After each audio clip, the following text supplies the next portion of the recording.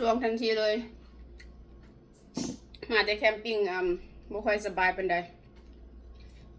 ขากระเจ็บแขนกระเจ็บนอนก็บ่ได้ ปานผู้เฒ่าเอารถ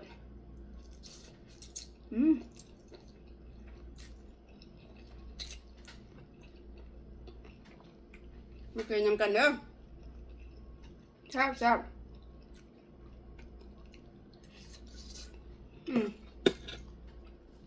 มีหอมใบเลื่อยแก้มเนี่ยก็มันสิบ่เผ็ดว่าซั่น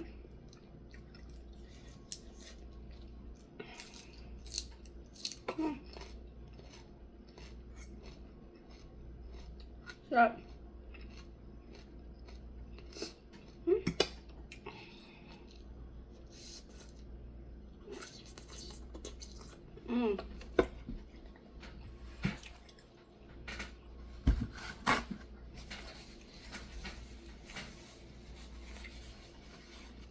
คนทองมันตายไงคนทองมันก็แบบนี้เนาะ